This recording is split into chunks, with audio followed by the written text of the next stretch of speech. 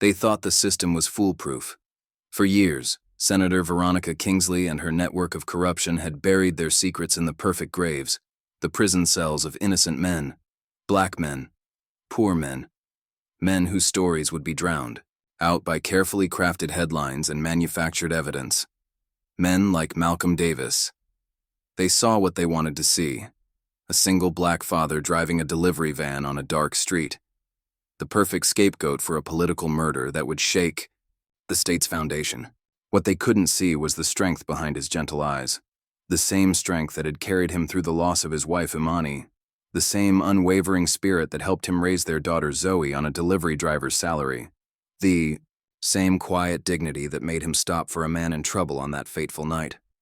Now, imprisoned for a murder he didn't commit, Malcolm Davis is exactly where destiny needs him to be. Because sometimes justice needs more than truth to prevail. Sometimes it needs a father's love, a dead woman's wisdom, and a child's unwavering faith. And the corrupt power brokers of this city are about to learn why a man who has nothing left to lose, but everything to fight for, is the most dangerous, kind of innocent. They thought they were choosing an easy target. Instead, they armed the bullet that would bring their empire down, because in their arrogance, they forgot the most important rule of power. Even a whispered truth can shatter the loudest lies. And Malcolm Davis's truth was about to become a roar. Just before we get back to it, I'd love to know where you're watching from today. And if you're enjoying these stories, make sure you're subscribed, because tomorrow's special episode is one you definitely don't want to miss. Malcolm Davis gripped his delivery van's steering wheel, glancing at the digital clock on the dashboard. 7:42 p.m. His daughter Zoe's bedtime was approaching, and he'd promised to read her favorite story tonight. The thought of disappointing her made his stomach churn as he navigated through the dimly lit streets of downtown. Just 2 more deliveries, he muttered, pulling up to a brick apartment building. The package wasn't heavy, but his feet felt like lead as he climbed the stairs to the 3rd floor. 3 years of working as a delivery driver hadn't made the constant climbing any easier, especially during these late shifts. As he waited for someone to answer the door, his mind drifted to the day everything changed. The manufacturing plant where he'd worked for 8 years had announced massive layoffs without warning. He remembered standing in that crowded meeting room, surrounded by equally shocked colleagues, as their manager delivered the news with rehearsed corporate sympathy. That evening, he'd sat at the kitchen table long after Zoe went to bed, staring at his severance papers and wondering how he'd maintain their modest life as a single father. The door opened, pulling Malcolm from his memories. A young woman signed for the package, and he hurried back to his van. The next delivery was his last, but traffic wasn't cooperating. Red lights seemed to stretch for eternity as precious minutes ticked away. His phone buzzed with a text from Regina, his sister-in-law. Zoe asking about story time. "You close?" Malcolm sighed, typing a quick response at the next red light. "Almost done. 30 mins max." The final delivery took him to a quiet residential neighborhood. As he walked back to his van, the evening air carried the sweet scent of blooming jasmine, reminding him of Imani. He pulled out his phone, finding the voicemail he'd saved for 3 years. "Hey, baby." Imani's voice filled his ear, slightly breathless but warm. "Doctor says the treatment's going well. I'm feeling stronger today. Give our little monkey extra kisses for me, okay? Love you both so much." She'd passed away 2 weeks later, leaving Malcolm to raise their 4-year-old daughter alone. Now, at 7, Zoe was growing into a mirror image of her mother. Same warm brown eyes, same infectious laugh, same stubborn determination. Finally pulling into their driveway, Malcolm spotted Zoe's face pressed against the living room window. She burst through the front door before he could even turn off the engine. "Daddy, you're late," she exclaimed, her reproachful tone battling with her obvious joy at seeing him. "I know, monkey, I'm sorry." He scooped her up, inhaling the familiar scent of her coconut shampoo. "But guess what? I'm here now, and we've got a date with Princess Sophia and the Magic Garden." Regina appeared in the doorway, arms crossed but expression soft. "There's a plate in the microwave for you." "Thanks, Regina," I really appreciate you staying late. Just try to be on time tomorrow, okay? She needs routine. Malcolm nodded, carrying Zoe inside. While he reheated his dinner, she perched on a kitchen stool, swinging her legs as she recounted her day at school. Ms. Thompson says I'm getting better at multiplication, she announced proudly. And I helped Jamie when he got stuck on his worksheet. That's my girl. Malcolm smiled, remembering how Imani always emphasized the importance of helping others. Smart and kind, just like your mom. Zoe's expression turned thoughtful. Do you think Mom would be proud of me? Malcolm's heart clenched. Oh, monkey. She'd be so proud. She is proud, wherever she is. He pulled her into a tight hug. And I'm proud of you too, every single day. After dinner, they settled into their nightly routine. Zoe changed into her favorite pajamas, covered in cartoon astronauts, while Malcolm grabbed the well-worn storybook from her shelf. She snuggled against him as he began reading, her small hand occasionally reaching up to trace the illustrations. Daddy? She interrupted halfway through the story. Tommy at school says his dad's taking him to Disney World this summer. Malcolm's chest tightened. They barely had enough for basic expenses, let alone luxury vacations. Well, monkey, different families do different things. But you know what? I was thinking we could go camping at Lake Wilson next month. Remember how much fun we had last time? With the s'mores and the ghost stories? Her eyes lit up.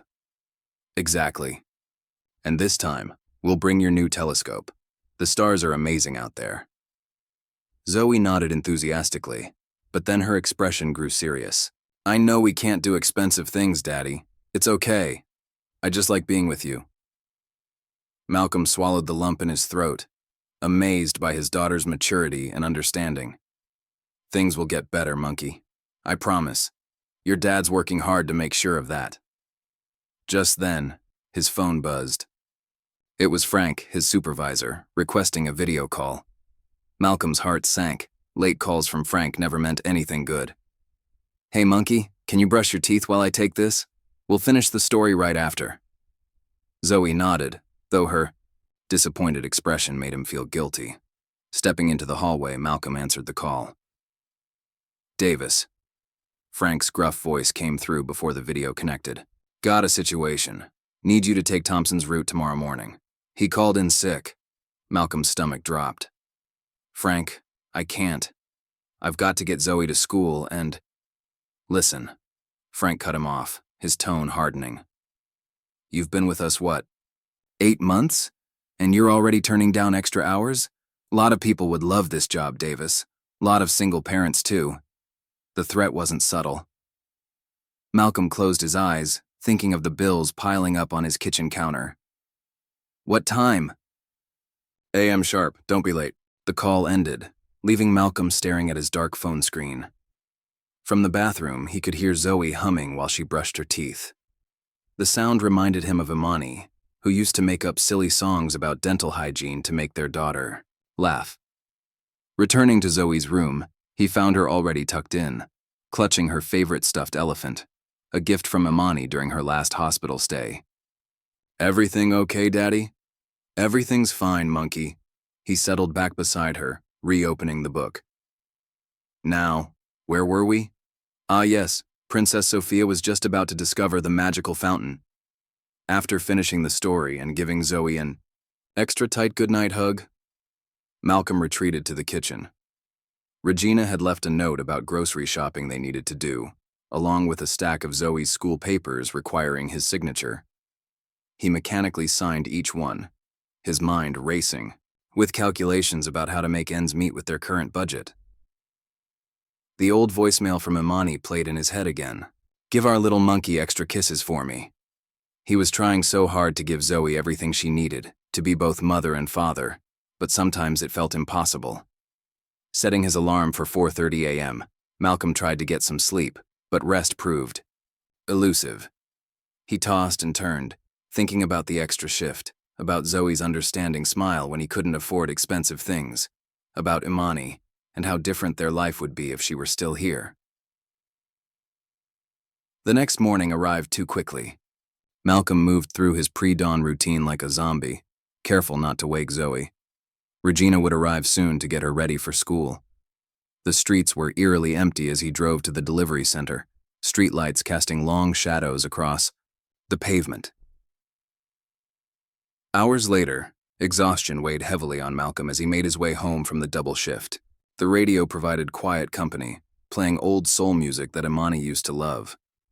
The familiar melodies almost lulled him into a trance-like state, until movement on the road ahead snapped him to attention. A figure stumbled into the street, appearing suddenly in his headlights.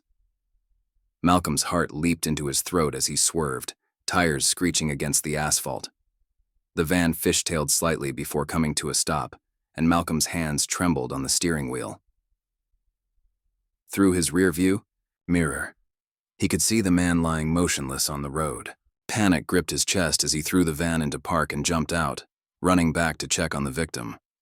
The street was poorly lit, but Malcolm could make out an expensive-looking suit and a briefcase that had skidded several feet away. "Sir?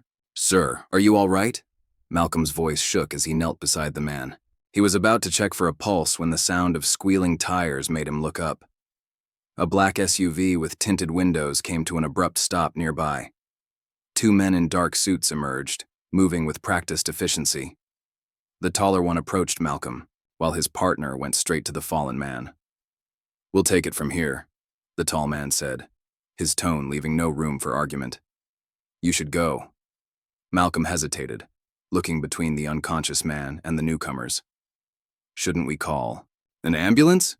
"We'll handle everything," the second man called out, already pulling out a phone. "Best if you forget this happened." Something about their demeanor set off warning bells in Malcolm's mind. These weren't good Samaritans who happened to be passing by. The way they carried themselves, the authority in their voices, the timing of their arrival, it all felt wrong. "I really think we should," Malcolm began, but the tall man cut him off. "Listen carefully," he said, stepping closer. "This never happened. You were never here. Understand?" Malcolm looked down at the unconscious man one last time. The right thing would be to stay, to call the police, to make sure proper help arrived. But then he thought of Zoe, of Frank's veiled threats about job security, of how a single father with a criminal record would struggle to find decent work. With heavy steps, Malcolm returned to his van. As he drove away, he watched the black SUV grow smaller in his rearview mirror until it disappeared completely. The rest of his journey home passed in a blur of self-doubt and justifications. 2. Next morning, Malcolm sat at the kitchen table, mechanically stirring his coffee while the morning news played on the small TV they kept on the counter. Zoe was still asleep, and the house felt unnaturally quiet. The news anchor's voice suddenly cut through his thoughts. Breaking news. Local political consultant Lucas Marshall was found dead this morning, the victim of an apparent hit-and-run accident. Police are asking for any witnesses to come forward. Malcolm's spoon clattered against the coffee cup as he stared at the screen. The victim's photo showed the same man he'd seen in the street, the same expensive suit, the same briefcase. His stomach churned as the reality of the situation hit him. He hadn't just witnessed an accident. He'd become unwittingly entangled in something much darker. From upstairs came the sound of Zoe's alarm, followed by her familiar morning routine. Malcolm quickly switched off the TV, trying to compose himself before his daughter came downstairs. But his hands wouldn't stop shaking, and the weight of his decision to leave the scene pressed heavily on his conscience. "Morning, Daddy," Zoe's cheerful voice carried down the stairs, followed by the sound of her footsteps. Malcolm took a deep breath, forcing a smile onto his face. He had to maintain normalcy for her sake, even as his world threatened to unravel. Whatever was happening, whatever he'd gotten himself involved in, he had to protect her from it. But as he helped Zoe pack her school bag, the news anchor's words echoed in his mind, along with the memory of those mysterious men in the black SUV. He'd made a choice last night, and now he'd have to live with the consequences. As he watched Zoe skip out to Regina's car, Malcolm couldn't shake the feeling that his decision to drive away would come back to haunt them both. Malcolm paced his living room, the morning news still playing in the background. Every few minutes, they repeated the story about Lucas Marshall, each time adding another detail that made his stomach clench tighter. He'd called in sick to work, knowing he couldn't handle driving today. His hands hadn't stopped shaking since he'd seen Marshall's face on the screen. It was an accident, he whispered to himself, running his fingers over his close-cropped hair. I didn't hit him. Those men said they'd handle it, but even as the words left his mouth, they felt hollow. The house felt eerily quiet with Zoe at school. Malcolm found himself standing in her room, surrounded by her drawings and the glow-in-the-dark stars on her ceiling. A photo on her dresser caught his eye, Imani holding a 4-year-old Zoe at the park, both of them beaming with matching dimpled smiles. He picked it up, his thumb tracing the edge of the frame. "What would you do, baby?" he asked the photograph. "What's the right thing here?" His phone buzzed, making him jump. It was Regina. "Everything okay? Zoe said you weren't feeling well this morning." "Yeah, just a stomach bug or something. I'll be fine tomorrow." "Well, I can keep Zoe tonight if you need rest. She can." "Do homework at my place." Malcolm started to decline, but then thought better of it. "Actually, that might be good. Thanks, Regina." After hanging up, he sank onto Zoe's bed, his mind drifting back to another time he'd faced a moral crossroads. He was 17, working at a local convenience store after school. The owner had accused him of stealing from the register, $50 missing during his shift. Malcolm remembered standing there, shocked and hurt, as Mr. Peterson called the police without even listening to his side of the story. The real thief, Peterson's nephew, had confessed 2 weeks later, but those 14 days of being treated like a criminal had left deep scars. The way the officers had immediately assumed his guilt, how the neighbors had whispered when he walked by, how his mother had prayed through tears when they took him to the station for questioning. A knock at the door yanked Malcolm back to the present. Through the window, he saw 2 police officers standing on his porch. His heart rate doubled instantly. "Mr. Davis?" The female officer spoke first when he opened the door. "I'm Officer Wells. This is Officer Bradley. We'd like to ask you a few questions about your whereabouts last night." Malcolm's mouth went dry. "My whereabouts? May we come in?" He stepped aside, his teenage self screaming at him to run. The officers entered, taking in the modest living room with its worn furniture and family photos. "Your employer said you were working a double shift yesterday," Officer Wells continued, "including some late deliveries?" "That's right." Malcolm's voice sounded strange to his own ears. "Finished around midnight." Officer Bradley was walking slowly around the room, his eyes scanning everything. "Mind if we take a look at your van?" "Just routine." Malcolm knew it wasn't routine.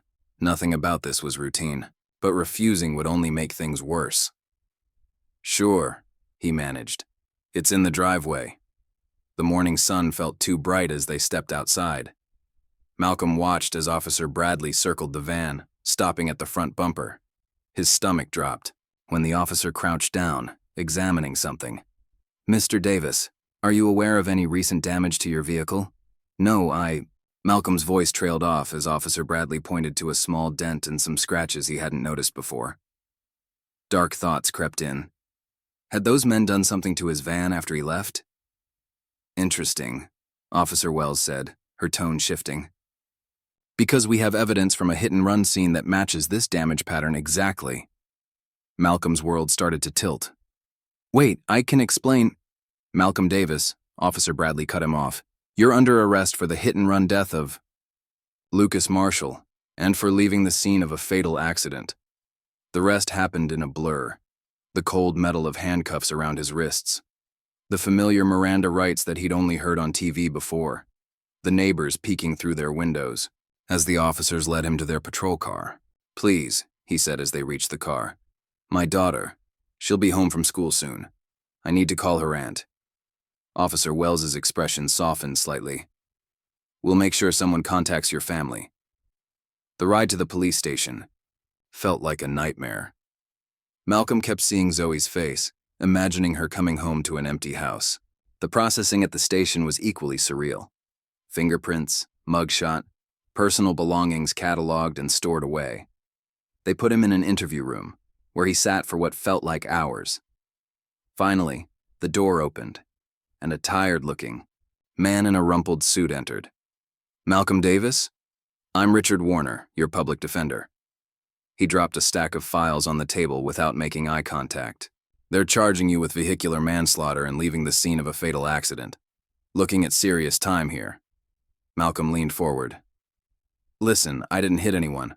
I was there, yes, but—" "Save it." Richard cut him off, finally looking up. "The evidence is pretty damning. Damage to your van matches the victim's injuries. Your cell phone places you at the scene. Multiple witnesses saw a delivery van matching yours fleeing the area." "Witnesses?" Malcolm's blood ran cold, thinking of the men in the black SUV. "What witnesses?" Before Richard could answer, the door opened again. A tall woman with sharp features entered, followed by two officers Malcolm hadn't seen before. "Mr. Davis," she said, her voice carrying an authority that filled the room. "I'm Detective Sarah Harper. I'd like to hear your version of events." Something about her direct gaze made Malcolm want to tell the truth, but as he opened his mouth, Richard interrupted. "My client won't be making any statements at this time." Detective Harper's eyes lingered on Malcolm for a moment longer before she nodded. "All right. But Mr. Davis, if you change your mind, I'm interested in the truth, whatever that might be." After she left, Richard sighed heavily. "Look, they're offering a deal. Plead guilty. They'll recommend minimum sentence. Maybe 5 years. 5 years? Malcolm's voice cracked. "My daughter's 7. I can't leave her for 5 years. I didn't do this." "Then you're looking at 15 to 20 if convicted." "At trial, which given the evidence is likely." Malcolm's head spun. He thought of Zoe growing up without him, spending her teenage years with only Regina to guide her. "I need to make a phone call, please." They led him to a phone, where he dialed Regina's number with trembling fingers. "Malcolm, what the hell is going on? The police came to my house." "Regina, I'm so sorry. I need you to take care of Zoe. Just for a little while, until I can sort this out." He heard her take a sharp breath. "Malcolm Davis, what have you done?" "Nothing. I swear, Regina, I'm innocent. But they're saying they have evidence. Please, just take care of my little girl. Don't let her see me like this." Regina was quiet for a long moment. "Of course I'll take care of her. But Malcolm, if you're lying to me, I'm not.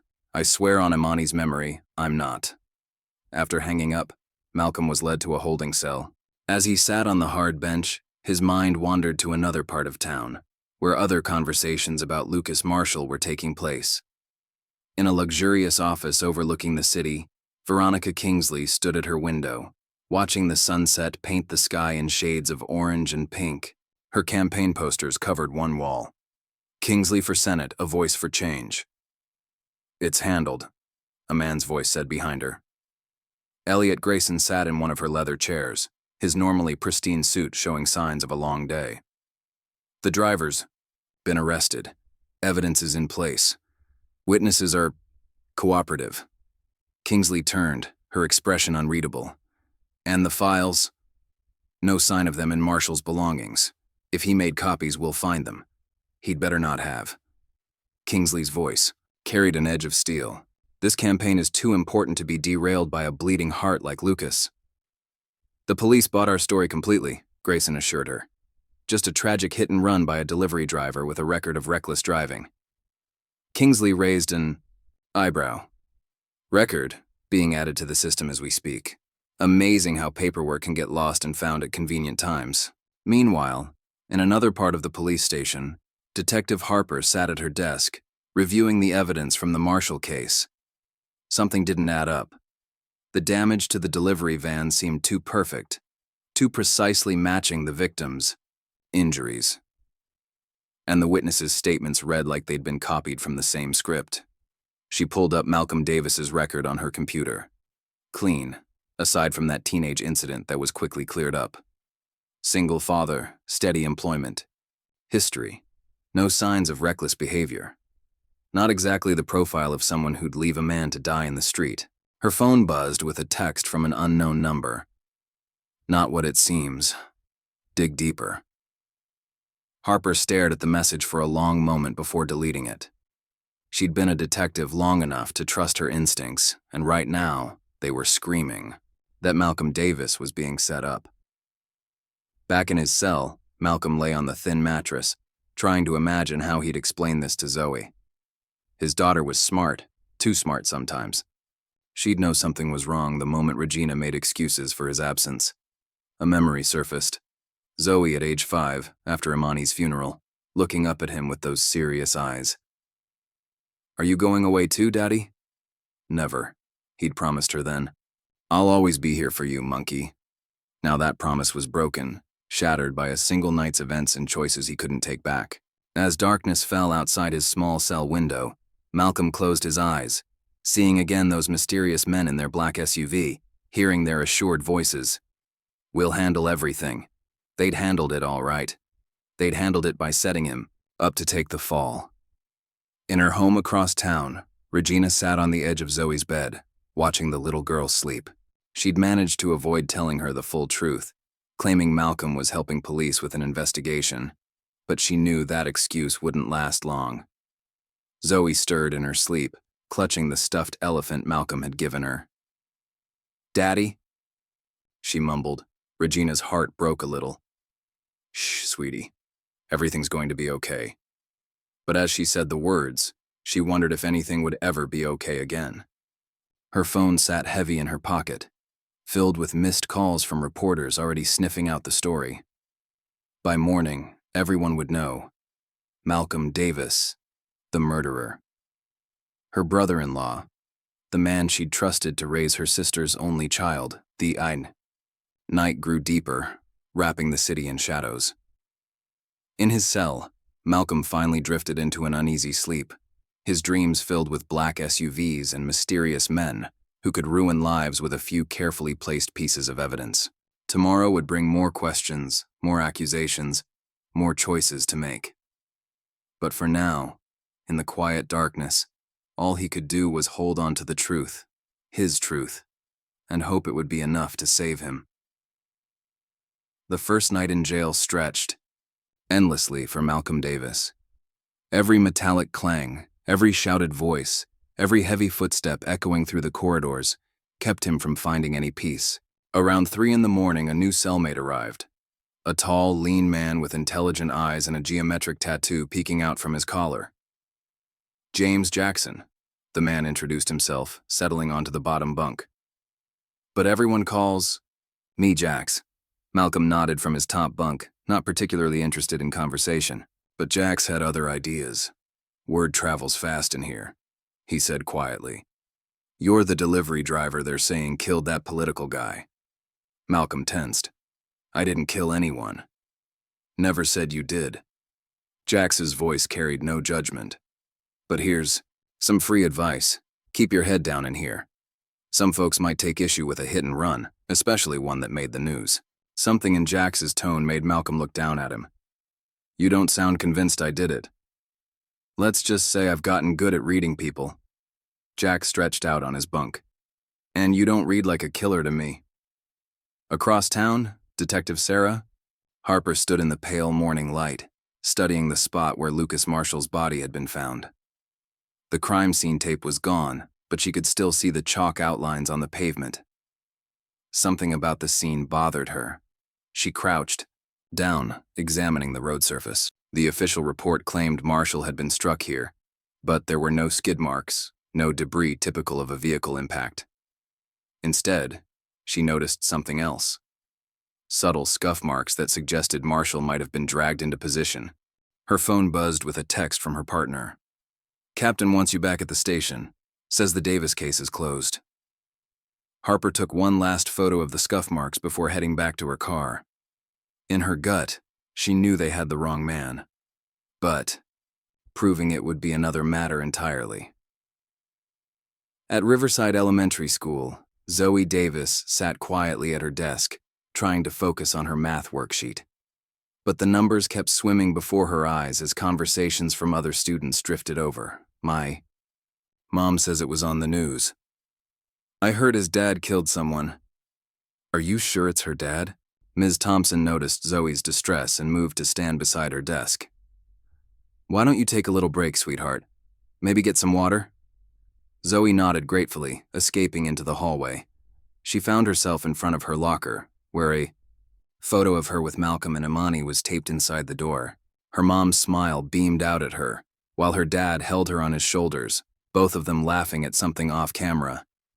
Your dad's innocent, isn't he? Zoe turned to find her best friend Keisha standing behind her. Of course he is. He'd never hurt anybody. I believe you. Keisha squeezed her hand. My mom says sometimes innocent people get accused of things they didn't do, especially. She trailed off, but Zoe understood what she meant.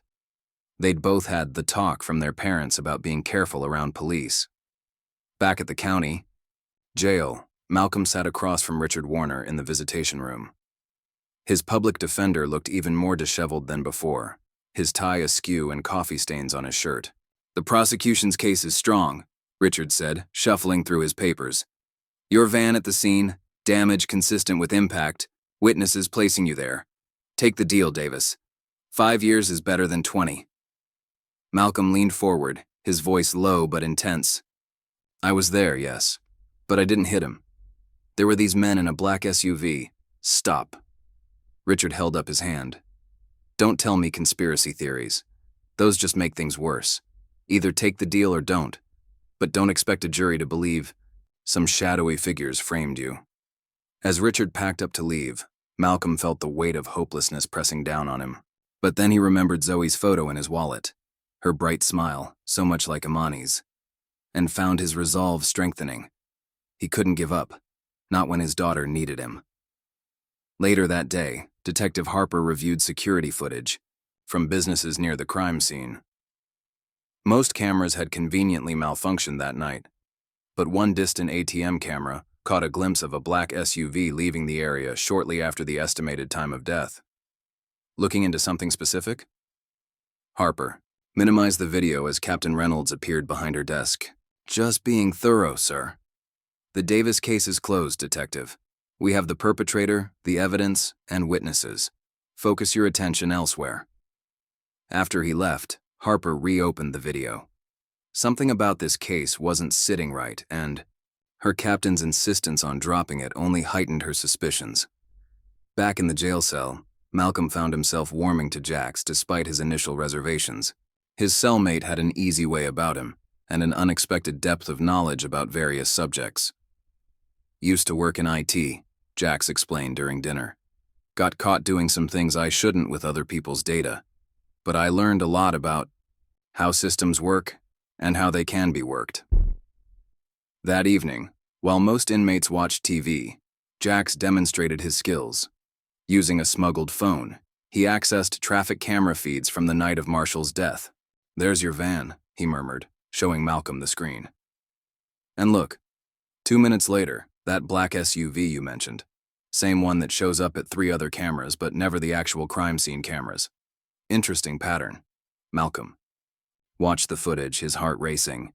Can you track where it went? Working on it. But here's the thing. All the cameras around the actual crime scene went dark for exactly 37 minutes that night. That's not a coincidence. That's a hack, and not an amateur one. In her office across town, Veronica Kingsley paced. Nervously, phone pressed to her ear. What do you mean someone's asking questions? I thought this was handled. It is handled, Elliot Grayson assured her. But this detective, Harper, she's persistent. Don't worry, I'm taking care of it. See that you do, Kingsley snapped. I'm too close to winning this election to have everything fall apart now. After hanging up, she stared at the latest polls displayed on her tablet. Her numbers were strong. Her message was resonating with voters, and Lucas Marshall's death had been successfully written off as a tragic crime by a reckless driver. Nothing could be allowed to disrupt this narrative. At Regina's house, Zoe sat at the kitchen table, pushing food around her plate. Her aunt had tried making her favorite meal, mac and cheese with crispy breadcrumbs like her dad always made. But nothing tasted right anymore. Baby girl, you need to eat, Regina urged, her voice gentle but worried. Can I see Daddy? Regina hesitated. Not yet, sweetie. The police need to finish their investigation first. But he didn't do anything wrong. Why won't anyone believe us?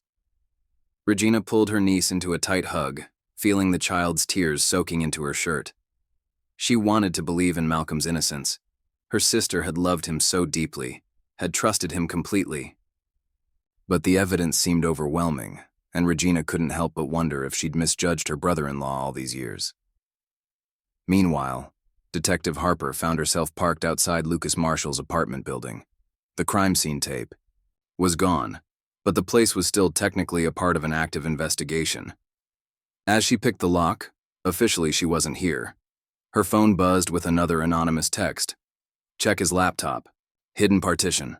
Password, IMK2024. Inside, the apartment showed signs of a careful search. Too careful, Harper thought. Whatever the searchers had been looking for, they'd taken their time finding it. But had they found everything? She located Marshall's laptop, buried in a drawer. The main drive contained nothing interesting. Work documents, emails, photos. But when she entered the password from the text, a hidden partition appeared. Gotcha, she whispered, staring at folders labeled with dates and code names. Back in his cell, Malcolm jolted awake to find a piece of paper had been slipped under his door while he slept. The message was typed, the letters precise. Drop the denials. Accept the deal, or your daughter might find herself without both parents. Malcolm's hands shook as he read the words again. The threat was clear. Someone knew about Imani. Knew. About Zoe. Knew exactly how to hurt him most. He showed the note to Jax, who studied it carefully. High-quality paper, his cellmate observed. Not the kind you find in prison. Someone on the outside arranged this. Someone with resources. What do I do? You fight, Jax said simply. Because if they're threatening your kid, it means you're making them nervous. And nervous people make mistakes. The next day, Detective Harper found herself suddenly reassigned to a series of convenience store robberies on the other side of town. Her captain's message was clear. Stay away from the Marshall case. But as she cleaned out her desk drawer, preparing to hand over her files, her phone buzzed one more time. The number was different, but she knew it was the same source. Tomorrow. 3 p.m. Riverside Park. Bring the laptop. Harper looked at the stack of Marshall case files she was supposed to transfer to another detective. Making a decision, she slipped the laptop and key files into her bag. Sometimes she knew. Justice required working outside the system. In his cell, Malcolm lay awake, thinking about the note, about Zoe, about how quickly his life had unraveled. Beside him, Jax typed quietly on his hidden phone, hunting through traffic camera footage and public records. Davis, Jax whispered suddenly. I found something. That SUV? It's registered to a shell company, but I traced the ownership. You're not going to believe who it leads to. Before he could elaborate, heavy footsteps approached their cell. Jax quickly hid the phone as a guard appeared. Davis, the guard called. You've got a visitor. Malcolm followed the guard to the visitation room, expecting to see Richard with more pressure to take the deal. Instead, he found himself facing Detective Harper. Mr. Davis, she said quietly. I think we need to talk about what really happened that night. The early morning light filtered through the prison library's barred windows as Jax hunched over a worn computer terminal, his fingers flying across the keyboard. Malcolm watched nervously as his cellmate dug deeper into Lucas Marshall's past. Got it, Jax whispered, turning the screen slightly. Marshall worked for Kingsley's campaign 3 years ago, internal communications director. Resigned suddenly with no explanation.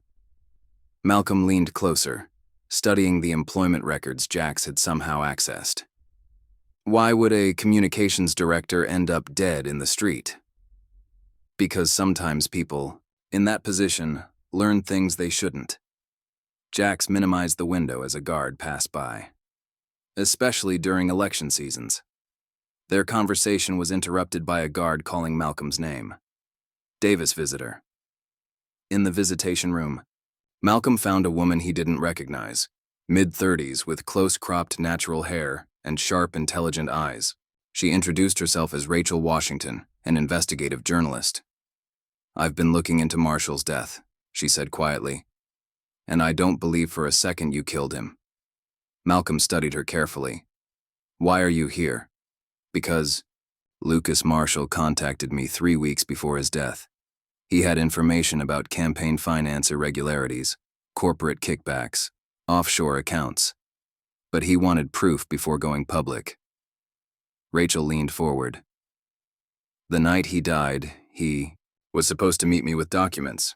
Malcolm's mind raced back to the briefcase he'd seen skid across the pavement. "The men in the SUV took his briefcase." Rachel nodded. "Exactly. And now I'm getting warnings to drop the story, same as you're probably getting warnings to take a plea deal." Before Malcolm could respond, a guard approached with an envelope. "Mail for you, Davis." Inside was a child's drawing, Zoe's distinctive style immediately recognizable. She'd drawn herself and Malcolm under a bright sun, with the words, "B. Brave Daddy," written in careful letters across the top. Malcolm's vision blurred as he traced his daughter's artwork. "Mr. Davis," Rachel's voice drew him back. "I know you're scared for your family, but Marshall died trying to expose something big. Help me finish what he started." Later that day, Detective Harper sat in her office, poring over Marshall's autopsy report. The official cause of death was blunt force trauma consistent with a vehicle impact. But as she studied the photographs, something caught her eye. "These injuries," she muttered, comparing them to similar cases. "They're too precise, too localized." She pulled up photos of typical hit-and-run victims, noting the chaotic pattern of injuries compared to Marshall's eerily systematic wounds. Her phone buzzed, Rachel Washington's number. "I made contact with Davis. He's ready to talk." "Good," Harper replied, "because this autopsy is telling me Marshall was killed before he ever hit the pavement. The hit-and-run was staged." Across town, at Regina's house, Zoe sat doing homework, at the kitchen table, when her aunt received a call that made her step quickly into the other room, but Zoe could still hear fragments of the conversation. "What do you mean, threats?" "No, she's safe here." "Of course I believe him now. Who would go to these lengths if he was actually guilty?" Zoe remembered the way some parents had pulled their children away from her at school, as if her father's alleged crime was contagious. But Keisha had stayed by her side, glaring at anyone who dared whisper about Malcolm Davis's daughter. Back in their cell, Jax worked his technological magic. Again, this time tracking the black SUV's license plate through various traffic cameras from the weeks before Marshall's death. "Look at this pattern," he showed Malcolm. "Same vehicle, following Marshall for days. They were hunting him." Malcolm remembered the way the SUV had appeared so quickly that night. "They were waiting for something." "For him to make a mistake," Jax agreed. "You were just in the wrong place at the worst time." Perfect, Patsy. Meanwhile, Rachel had tracked down one of Marshall's former colleagues, a nervous man named David Fuller, who agreed to meet in a quiet diner on the edge of town. "Lucas was acting strange those last few weeks," Fuller admitted, constantly checking over his shoulder. "Staying late, making copies of old files. Said he had to make things right." "What things?" "Campaign finances. Donations that didn't add up. Shell companies making massive contributions. He said..." Fuller's voice dropped to a whisper. "He said Kingsley was selling votes before she even had them." Rachel recorded everything, knowing this was just the surface. Did he keep copies of what he found? Had to. Lucas documented everything, said it was insurance. Fuller checked his watch. "I have to go. I shouldn't even be talking about this." As Rachel watched him hurry away, she didn't notice the black sedan that pulled away from the curb, following Fuller's car. Detective Harper, meanwhile, had stationed herself near Kingsley's campaign headquarters, photographing everyone who came and went. Her patience was rewarded when she spotted Elliot Grayson emerging from the building, engaged in an intense conversation on his phone. Using a telephoto lens, She managed to capture several clear shots of his face. Running them through facial recognition software brought up an interesting history. Multiple aliases, connections to various political cleanup operations, and a pattern of being in the right place whenever inconvenient problems disappeared. Back. In the prison, Malcolm received another visitor, Richard Warner, looking more frustrated than ever. "The DA's offer won't be open much longer," Richard warned. "And now I'm hearing about threats to your daughter? Take the deal, Davis." 5 years. She'll still have a father when you get out. Malcolm closed his eyes, remembering Zoe's drawing. "Be brave, Daddy." "No deal. I won't plead guilty to something I didn't do." "Then you're a fool." Richard gathered his papers. "And you're on your own." After Richard left, Malcolm was escorted back to his cell, only to find it had been ransacked during his absence. Jax's hidden phone was gone, along with any evidence they'd gathered about the SUV. "They hit 3 other cells too," Jax explained when Malcolm found him in the common area. "Made it look random, but they knew exactly what they were after." "Did they get everything?" Jax smiled slightly. "Please, I'm smarter than that. Everything's backed up to a secure server they'll never find." That night, Malcolm lay on his bunk, thinking about Imani. She'd always said the truth had a way of rising to the surface like air bubbles in water. "Just have to be patient," she'd tell him when he faced injustice, "and be ready to grab hold when it appears." His thoughts were interrupted by a commotion outside. Inmates were gathering around the common area TV, where breaking news showed David Fuller's car wrapped around a tree, a tragic accident caused by brake failure, according to the initial reports. "That's not an accident," Jax said quietly from below. "That's a warning." The next morning, Rachel paced her small apartment, surrounded by notes and photographs connected by red string. Fuller's death had shaken her, but it also confirmed she was on the right track. Her phone buzzed with a text from an unknown number. "Loading dock, Kingsley Media Building, midnight. Bring the files." She immediately called Harper. "They're making a move, tonight." "We'll be ready," Harper assured her. "I've got a team I trust. Just be careful, Fuller's death wasn't subtle. They're done playing games." In his cell, Malcolm received word that he had another visitor. Expecting Rachel or Harper, he was surprised to find Regina waiting instead. "Zoe misses you so much," she said without preamble. "But she never doubts you're innocent. Not for a second." She slid a new drawing across the table. Zoe had drawn their family again, this time including Imani as an angel watching over them. "I'm sorry about all this, Regina. I never meant to put her in danger." "Listen to me, Malcolm Davis." Regina's voice was fierce. "My sister chose you for a reason. She knew your heart, your strength. So you hold on to that strength now. For Zoe, for Imani, for justice." As Malcolm returned to his cell that evening, a fight broke out in the corridor. In the chaos, someone slammed him against the wall, pressing a shank against his ribs. "Last warning," a voice growled in his ear. "Take the deal." But before the blade could break skin, the attacker was yanked away. Malcolm caught a glimpse of Jax and several other inmates subduing his would-be assassin before guards swarmed the area. Later, sitting in the infirmary getting his bruised ribs checked, Malcolm made a decision. He asked to speak with Detective Harper immediately. "I'll tell you everything," he said when she arrived. "About the SUV, the men who took Marshall's briefcase, all of it. But I need your word you'll protect my daughter." Harper nodded solemnly. "You have it. And Mr. Davis, we found something in Marshall's autopsy that proves you couldn't have killed him. The game is changing." As midnight approached, Rachel Washington parked near the Kingsley Media Building's loading dock, her heart pounding. In her bag, she carried copies of everything she'd discovered: Marshall's employment records, Fuller's testimony, financial documents showing a pattern of corruption that went far beyond normal political maneuvering. What she didn't know was that Detective Harper and her trusted team were positioned nearby, watching and waiting. And in his cell, Malcolm Davis held his daughter's drawing, silently praying for everyone working to uncover the truth. The truth that had cost Lucas Marshall his life. The truth that had nearly cost Malcolm his freedom. The truth that now threatened everyone trying to expose it. But as Imani used to say, truth rises like air bubbles in water, and tonight, those bubbles were finally reaching the surface.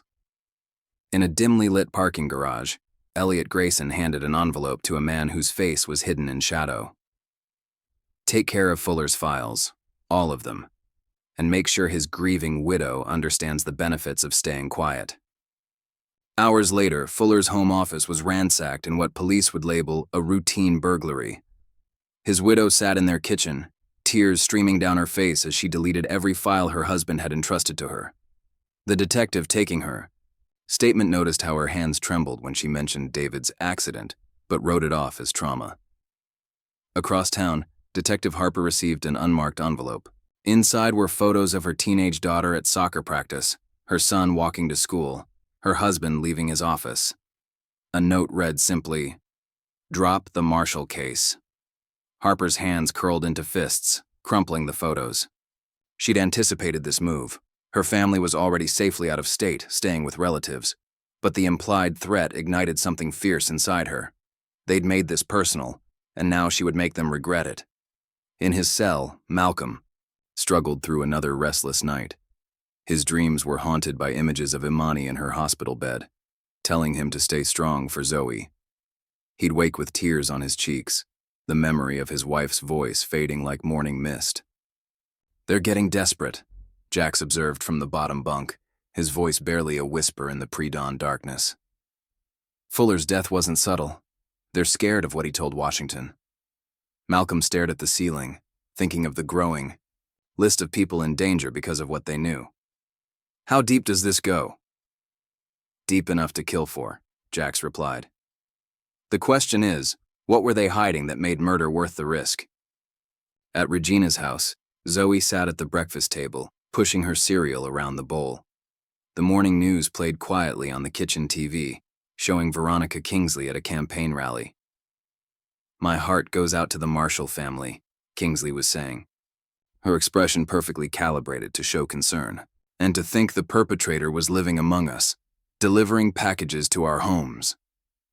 Regina quickly changed the channel, but not before seeing Zoe's hands clench around her spoon. "Don't listen to her lies, baby. We know the truth."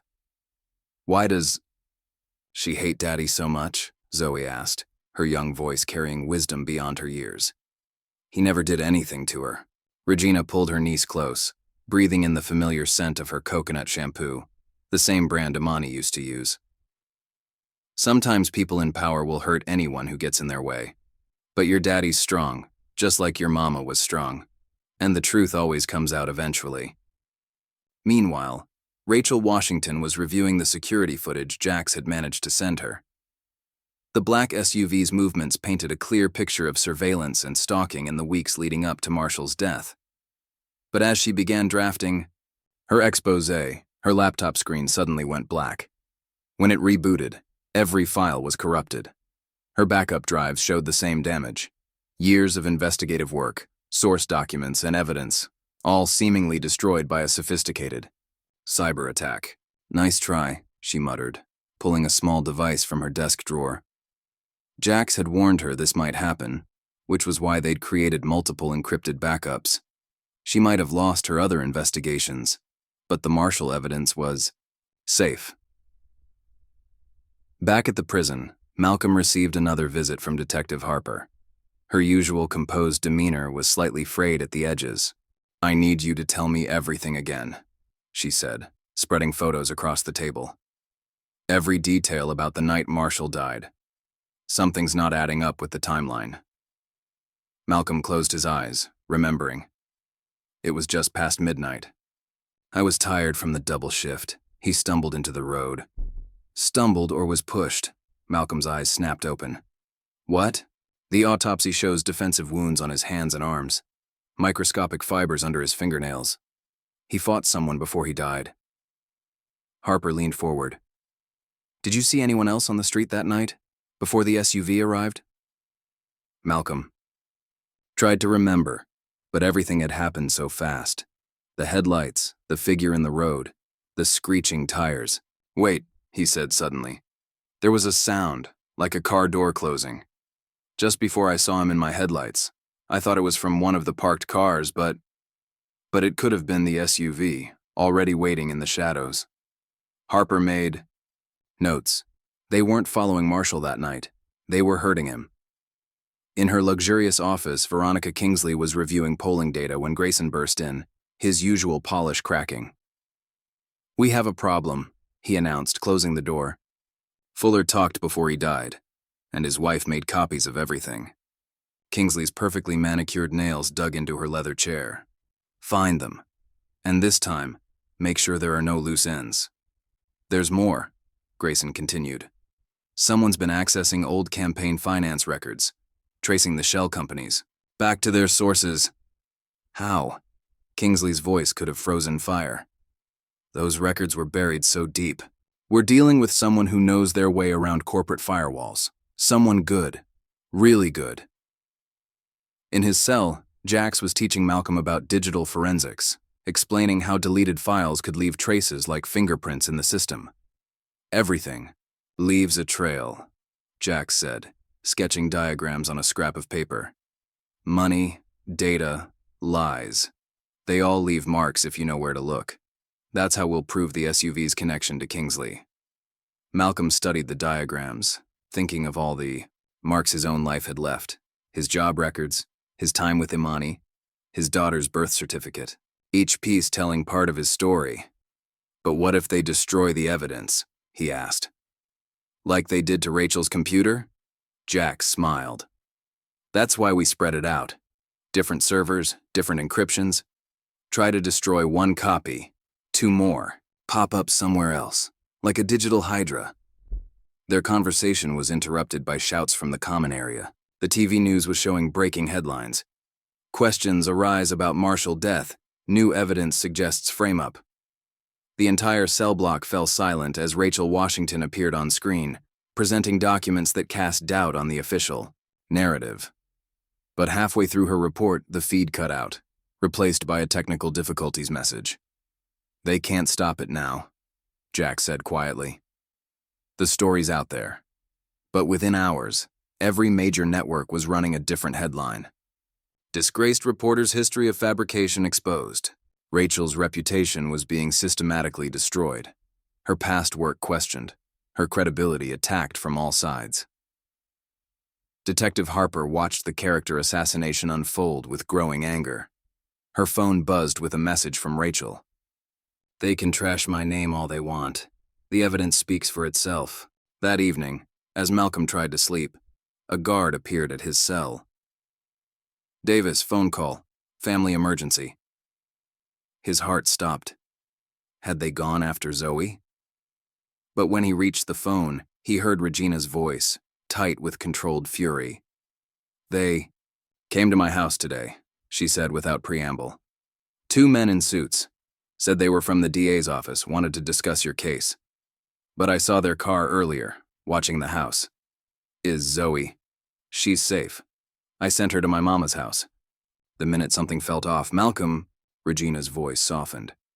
"They're getting scared. All this pressure they're putting on everyone, it means they know they're losing control." After the call, Malcolm paced his cell, his mind racing. They were threatening his family, destroying Rachel's career, attacking Harper's loved ones, all to protect whatever secrets Marshall had discovered. In her apartment, Rachel sat surrounded by the ruins of her professional life, but her determination hadn't wavered. She'd built her career, exposing corruption, giving voice to those silenced by power. They could take her reputation, but they couldn't take her mission. Her phone lit up with a text from an unknown number. "Storage facility, Unit 23, Marshall's real insurance policy." Meanwhile, Detective Harper was identifying the men who'd visited Regina's house. Their photos matched private security contractors with ties to several political campaigns, including Kingsley's. She sent a message to Rachel. "Got the facial recognition hits, same team that worked the Henderson scandal cover-up last year." Rachel's reply was immediate. "Henderson? The real estate developer who committed suicide before he could testify about zoning bribes? A pattern was emerging, connecting dots across years of suspicious deaths and conveniently timed accidents. Marshall hadn't just stumbled onto campaign finance fraud. He'd discovered a systematic operation of corruption, intimidation, and murder. As midnight approached, Malcolm stood at his cell window, looking at the sliver of sky visible between the bars. Somewhere out there, his daughter was sleeping, believing in him with unshakable faith. Somewhere, Rachel and Harper were risking everything to uncover the truth. Somewhere, Imani's spirit watched over them all. He thought of the day Imani had first told him she was sick, how she'd squeezed his hand and said, "Whatever comes, face it standing tall. Our daughter needs to see what strength looks like." Now, years later, that strength was being tested in ways he'd never imagined. But as he watched the stars through his prison window, Malcolm Davis made a silent promise to his wife, his daughter, and himself. He would not break. The truth would rise, like air bubbles in water. And when it did, he would be standing tall. Rachel Washington sat in her darkened apartment, illuminated only by her laptop screen as she prepared to launch her exposé on the Marshall case. 3 years of investigative work had led to this moment. Her finger hovered over the enter key when her screen suddenly flickered and went dark. "No, no, no," she muttered, frantically trying to restart the system. But it was too late. A sophisticated cyber attack had not only crashed her computer, but had somehow reached into her cloud backups, corrupting everything she'd carefully documented. Her phone buzzed. "Detective Harper. They hit us too. Every file, every piece of digital evidence, gone." Rachel's hands clenched into fists. "Not everything. Remember what Jack said? Have faith in the backup plan." In his cell, Malcolm was jolted awake by urgent whispers from Jax. "It's happening. They're trying to erase everything, but they don't know about the dead man switch I built." Malcolm sat up in his bunk. "The what?" "If they took down our primary servers, it automatically triggered uploads to dozens of independent news sites and social media platforms. They can't stop them all." Jax's grin was visible even in the darkness. "The truth is about to go viral." Across town, Elliot Grayson burst into Veronica Kingsley's office, his typically smooth demeanor cracking. "Madam Senator, we have a situation. The files, they're everywhere. Twitter, Facebook, independent news sites. Even if we take down one source, 3 more pop up." Kingsley's face remained eerily calm as she watched her campaign's carefully constructed facade crumble in real time. "Contain it. I don't care how." "But I said contain it." Her mask slipped for a moment, revealing the desperation beneath. "I didn't come this far to let some bleeding heart reporter and a framed delivery driver destroy everything." Meanwhile, Detective Harper was interviewing Grayson, who'd been brought in for questioning about his connection to the Marshall case. The interrogation room felt thick with tension. "Let's talk about the black SUV," Harper said, sliding photos across the table. "Registered to a shell company that traces back to your private security firm. Many people lease vehicles through my company," Grayson replied smoothly. "I can't be expected to track every—" "What about this one?" Harper interrupted, producing surveillance footage. "The same vehicle following Lucas Marshall for weeks before his death. The same one that mysteriously appeared minutes after Malcolm Davis supposedly killed him." A bead of sweat formed on Grayson's temple. "I want my lawyer." "Interesting timing," Harper continued. "Just like David Fuller's convenient accident. Just like the cyber attacks on Rachel Washington's investigation. Just like the threats against Mr. Davis's family." Grayson's lawyer arrived before he could respond. But Harper had seen what she needed. The flash of fear in his eyes when she mentioned Fuller's name. Back in the prison, Malcolm was called to an emergency meeting with his public defender, Richard Warner. The usually disheveled lawyer looked particularly agitated. "The DA's offering a new deal," Richard announced. 3 years, possibility of parole in 18 months. "What changed?" "Don't ask questions, just take it. Now." Richard's voice dropped to a whisper. "They're scared, Davis. Use that." Malcolm thought of Zoe's drawing. "Be brave, Daddy. and straightened his shoulders. No deal. I want my day in court. Across the city, Rachel had relocated to a secure location, working with a team of tech experts to recover and verify the files Jax had distributed. The evidence was damning. Offshore accounts, falsified campaign contributions, systematic intimidation of whistleblowers. Look at this, one expert said, pointing to a screen. Private security contracts signed the day before critical witnesses in the Henderson case disappeared or changed their testimony. Rachel's phone buzzed with a message from an unknown number. Storage unit was compromised, but Marshall had a final failsafe. Check St. Mark's Church, basement archive. He taught Sunday school there.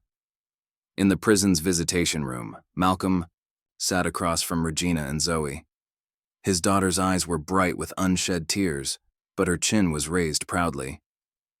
I heard some kids at school saying bad things about you, Zoe said. But I told them my daddy's a hero.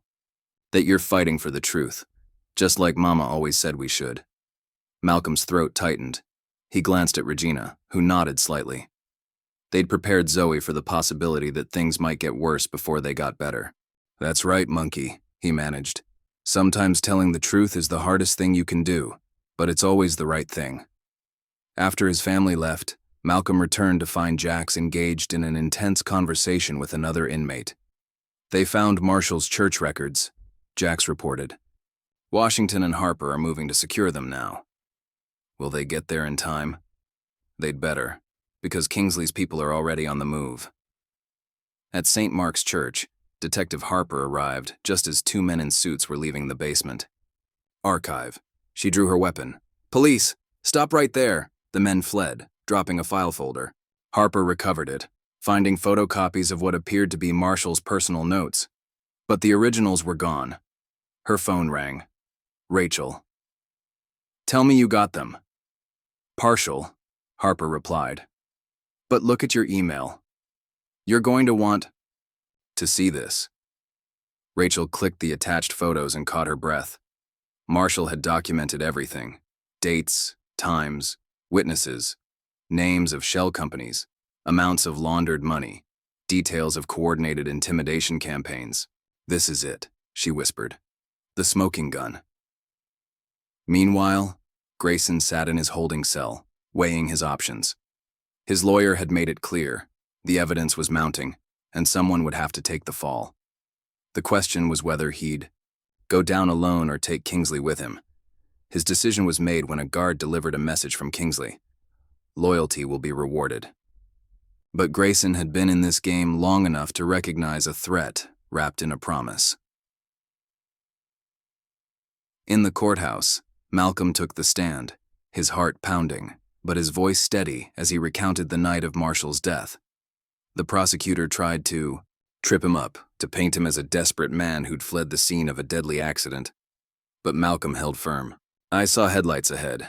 A man stumbled into the road, or was pushed, I realize now. I swerved to avoid him.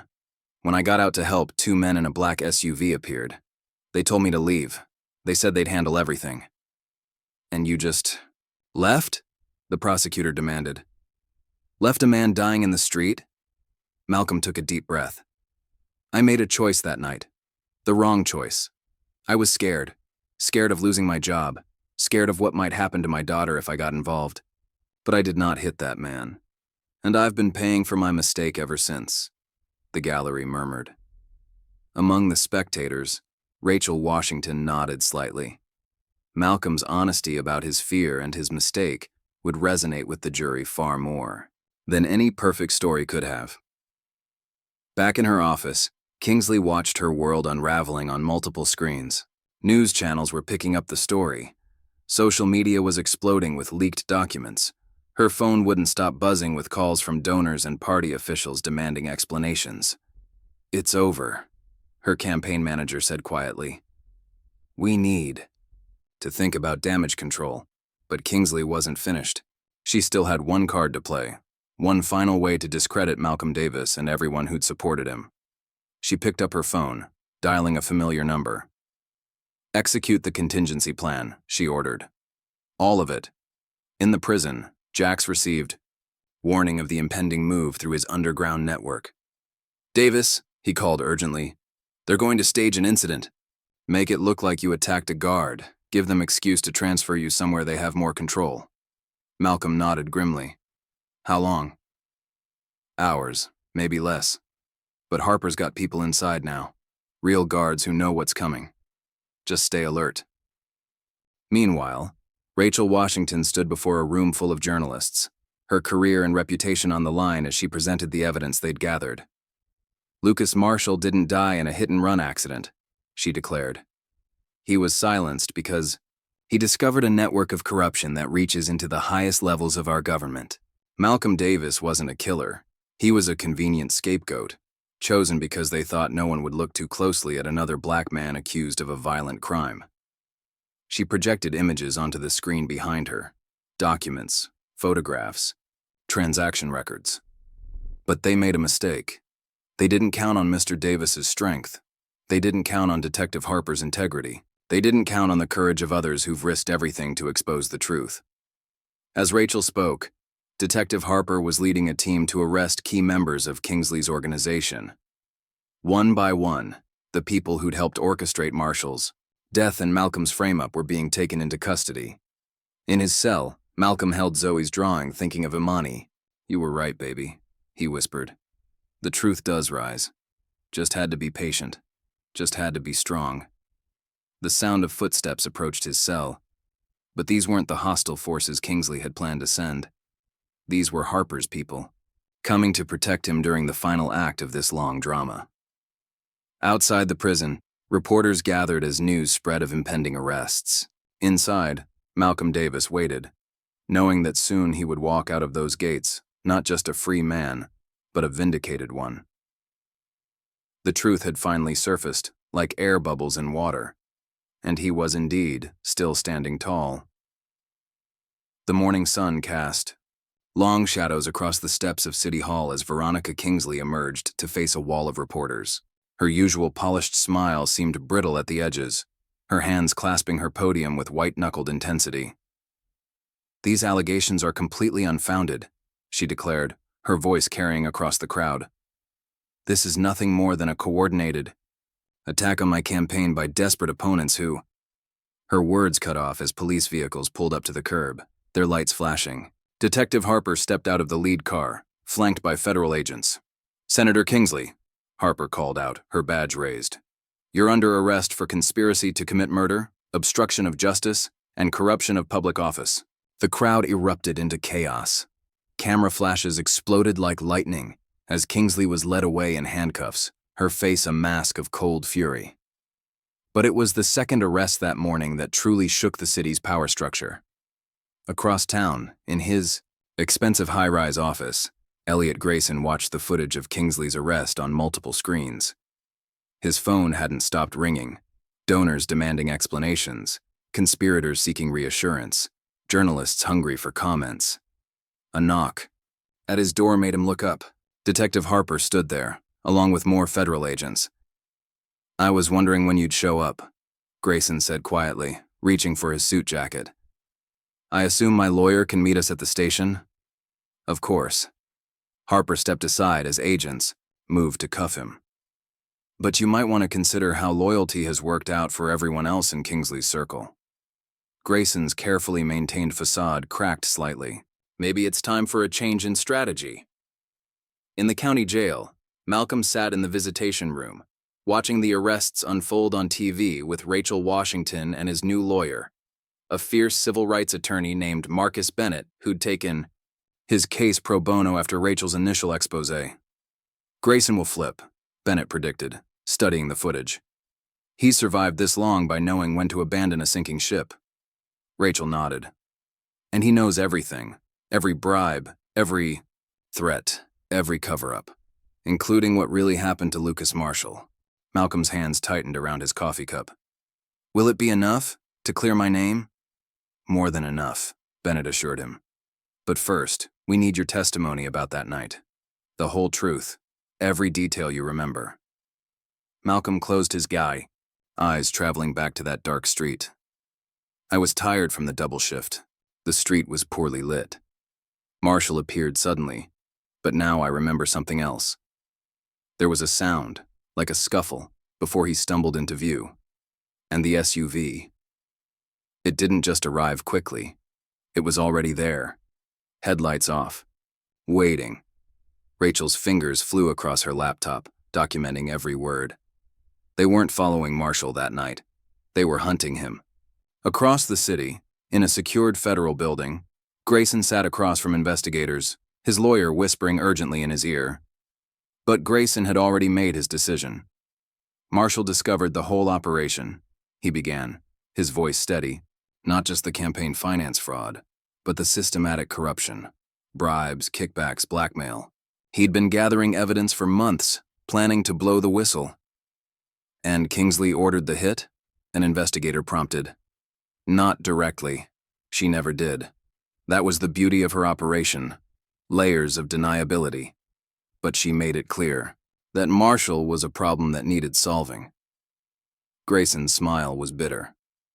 We'd handled other problems before, usually made them look like accidents or random crimes. Like David Fuller's car crash? Among others. The Davis frame-up was actually elegant in its simplicity. A black delivery driver with previous contact with law enforcement, working late in a questionable area. Who'd look too closely? In the courthouse, Malcolm took the stand again, this time with Grayson's confession backing his story. The prosecutor had been replaced. The original one was under investigation for conspiracy, and the new one was methodically dismantling the frame-up. Mr. Davis, she said, please tell the court about the night of Mr. Marshall's death. Malcolm's voice carried clearly through the packed courtroom. I was working a double shift because my supervisor pressured me. I had bills to pay, a daughter to support. On my way home, I saw a man stumble into the road, or was pushed, as we now know. I swerved to avoid him. When I got out to help, 2 men appeared and told me to leave. Why did you comply? Malcolm took a deep breath. I was scared.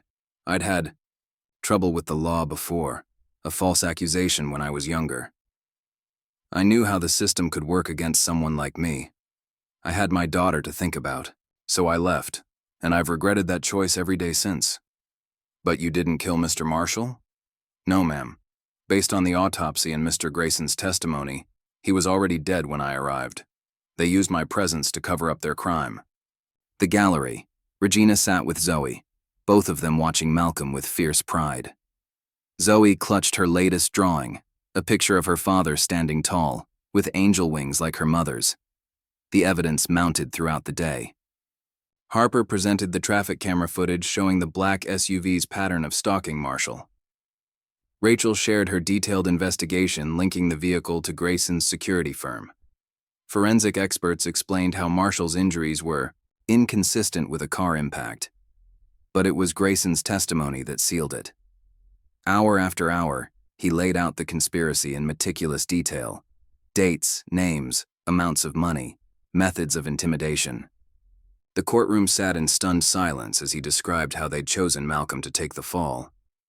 We needed someone believable, Grayson explained. Someone the public would easily accept as a criminal.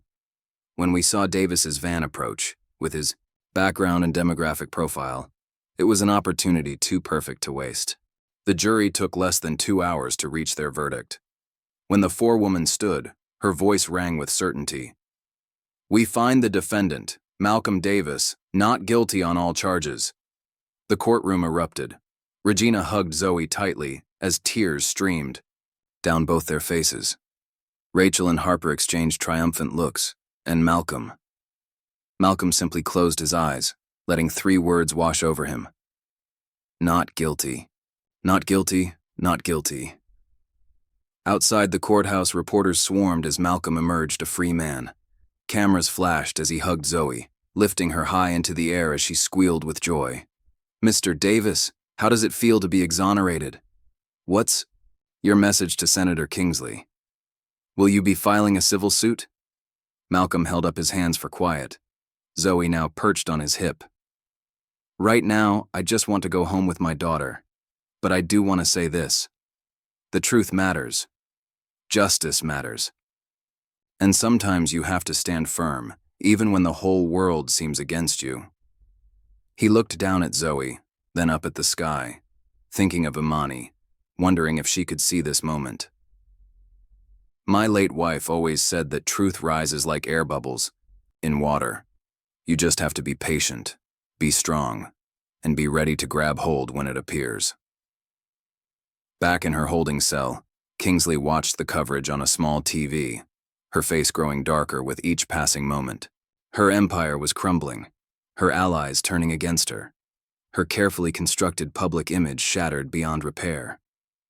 When her lawyer arrived, his news was grim. They have everything. Grayson's singing like a bird. Other conspirators are making deals. The FBI's investigating past cases, looking for similar patterns. And Davis's civil rights attorney is preparing a lawsuit that will make headlines for months. Kingsley's mask finally cracked completely. I want to make a deal. It's too late for that, her lawyer said quietly. You're the biggest fish they've caught. They'll make an example of you. Meanwhile, Harper and Rachel sat in a quiet bar, sharing a celebration drink. To justice, Harper proposed. To truth, Rachel countered. To both, a voice added. They turned.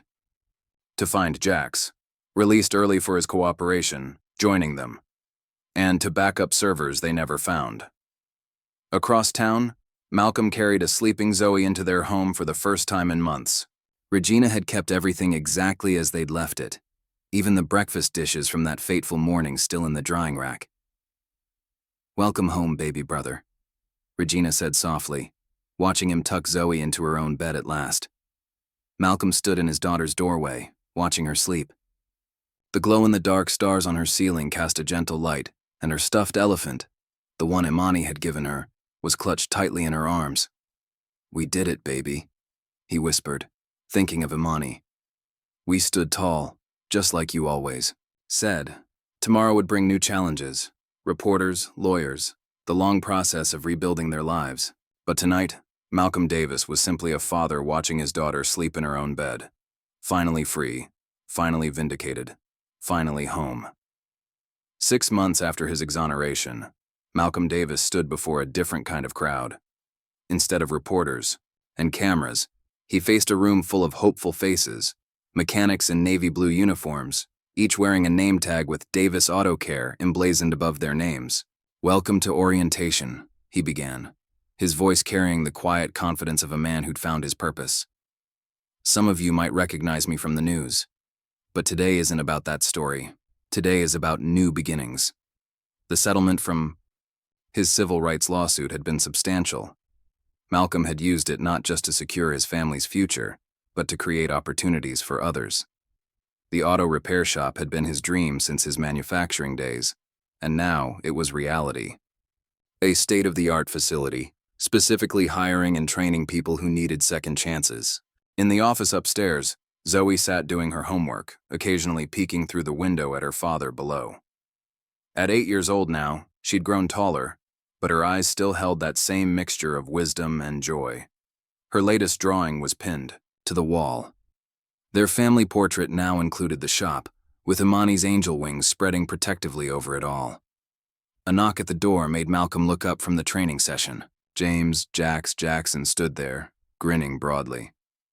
Hope you're still hiring ex-cons, Jack said, stepping into the room.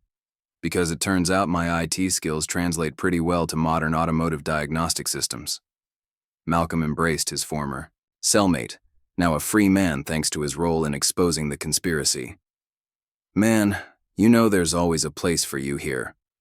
Across town, Detective Sarah Harper sat in her new office, the words, Chief of Special Investigations, freshly painted, on the door. The Marshall case had exposed deep-rooted corruption in the department, leading to a major overhaul. Harper had been chosen to lead the new division specifically tasked with investigating potential wrongful convictions and police misconduct. Her phone buzzed with a text from Rachel Washington. Kingsley's sentencing is tomorrow. Front row seat. Reserved for you.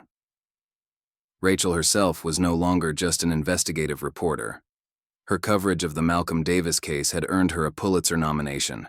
But more importantly, it had sparked a national conversation about systematic injustice, She'd parlayed that momentum into founding a non-profit organization dedicated to investigating potential wrongful convictions, with a special focus on cases involving racial bias. The organization's first major victory had been helping to free Marcus Johnson, another black man whose conviction had been connected to Kingsley's web of corruption. Malcolm had been there when Marcus walked free, understanding exactly what that moment felt like. In her prison cell, Veronica Kingsley prepared for her sentencing hearing. Her designer suits had been replaced by prison orange, her carefully maintained image stripped away to reveal the truth beneath. Her empire had crumbled completely. Dozens of conspirators had turned state's evidence, leading to a wave of indictments that reached into every corner of city government. 20 to life, her lawyer had warned her. That's the best we can hope for. Elliot Grayson had fared slightly better, his early cooperation earning him a reduced sentence. But his testimony had opened the floodgates, exposing decades of corruption, false convictions, and covered-up crimes. At Regina's house, the family gathered for their weekly Sunday dinner, a tradition that had taken on new meaning since Malcolm's release. The dining room table groaned under the weight of Regina's cooking, the air filled with the scent of her famous oxtail stew and sweet potato pie. "Remember how Imani always said grace?" Regina asked, passing a basket of cornbread, "always thanking God not just for the food, but for the truth that sets us free." Malcolm squeezed Zoe's hand under the table, remembering those prayers. She knew something about truth that took me a long time to learn. That it's not just about facts and evidence. It's about standing firm in who you are, even when the world tries to make you someone else. Zoe looked up at him with those wise eyes. "Like you did, Daddy?" "Like we all did, Monkey. You, me, Aunt Regina. We never stopped believing in the truth." After dinner, Malcolm drove them home through the city streets that had once seemed so threatening. They passed the spot where Lucas Marshall had died, now marked with a small memorial plaque. The truth of that night had finally been fully revealed through Grayson's testimony, how Marshall had been followed, confronted, killed for the evidence he'd gathered. How Malcolm's van had been deliberately chosen as cover for their crime. But those streets held no fear for Malcolm anymore. The city itself felt different, cleansed by the exposure of corruption, renewed by the promise of change. His auto shop stood as a symbol of that change, a place of second chances and new beginnings. At home, Malcolm helped Zoe get ready for bed, their nighttime routine now sweetened by the knowledge of its permanence. No more prison visits. No more explanations to her teachers. No more whispers from other parents. "Daddy?" Zoe asked as he tucked her in. "Do you think Mom is proud of us?" Malcolm touched the photograph on her nightstand, Imani holding baby Zoe, both of them radiating joy. "Every day, Monkey. Every single day." The next morning brought Kingsley's sentencing. The courthouse was packed as the judge delivered a scathing condemnation of her crimes. "The corruption you orchestrated didn't just destroy evidence or obstruct justice," the judge declared. "It destroyed lives. It eroded the very foundation of trust between citizens and their government. And perhaps most egregiously, it deliberately exploited and reinforced systemic racial bias in our justice system." The sentence, when it came, was severe. 30 years without possibility of parole. As Kingsley was led away, her political legacy in ruins, Malcolm sat in the gallery between Rachel and Harper, feeling not triumph but a quiet sense of resolution. Outside, reporters clamored for comments, but Malcolm kept his response simple. Today isn't about revenge. It's about accountability. It's about making sure no other family has to go through what mine did. Back at Davis Auto Care, Malcolm's team was busy with their daily work. The shop had quickly gained a reputation not just for quality repairs, but for its commitment to community service. They offered free basic maintenance for elderly residents, training programs for at-risk youth, and second-chance employment opportunities that had already changed dozens of lives. Jax had indeed proven invaluable, revolutionizing their diagnostic systems while training others in both automotive and computer skills. His own experience with Redemption made him particularly effective with their second-chance employees. Later that afternoon, Malcolm received an unexpected visitor. Captain Reynolds, one of those whose corruption had been exposed in the investigation, had been released after serving 6 months. He stood awkwardly in the shop's reception area, looking much older than Malcolm remembered. "I came to apologize," Reynolds said simply. "I was part of a system that nearly destroyed your life, and I'm sorry." Malcolm studied the man who had once held such power over his fate. "Apology accepted. But if you really want to make amends, there's a program at Rachel's nonprofit that needs volunteers. People who understand the system from the inside, who want to help fix it." Reynolds nodded slowly. "I'll think about that." As the day wound down, Malcolm locked up the shop and headed upstairs to the office, where Zoe was finishing her homework. She'd started a school project about justice and change, inspired by their family's story. "What did you learn today, monkey?" Zoe showed him her notebook. "That one person standing up for truth can help lots of other people find their courage too. Like how you helped Mr. Johnson get free, and now he's helping others." Malcolm smiled, remembering something Imani used to say: "Courage is contagious, and truth has a way of multiplying." That evening, they drove to the community center where Malcolm now gave weekly talks to young people about resilience and justice. But tonight was special. He was sharing the stage with Rachel, Harper, and Marcus Johnson, each offering their perspective on how truth had transformed not just one man's fate, but an entire city's understanding of justice. As Malcolm looked out at the eager faces in the audience, he felt Imani's presence strongly. She would have loved this, seeing how their family's pain had been transformed into purpose, how their struggle had become a source of hope for others. Later that night, as Malcolm tucked Zoe into bed, she asked for a story. Not from her books, but from his heart. "Tell me again," she said, "about how the truth rises like air bubbles in water." Malcolm smiled, settling beside her. "Well, your mama used to say that truth is like those bubbles in a glass of soda. You can try to hold them down, try to keep them hidden, but they'll always find their way to the surface. You just have to be patient, be strong, and be ready to stand in that truth when it finally appears. Like you did. Like we all did, monkey. And like we'll keep doing every single day." As Zoe drifted off to sleep, Malcolm stood at her window, looking out at the city lights. Somewhere out there, someone else was facing their own struggle for justice. But maybe, just maybe, his family's story would give them the courage to stand tall, to hold on, to believe in the power of truth to rise. Just before you go, how many other Malcolm Davises do you think are out there right now, fighting battles against systems designed to bury their stories? The answer might make you uneasy. If this story moved you, hit that subscribe button and join us for more powerful narratives of justice, resilience, and the human spirit. Remember to like and share, because sometimes the most important truths are the ones we help others discover.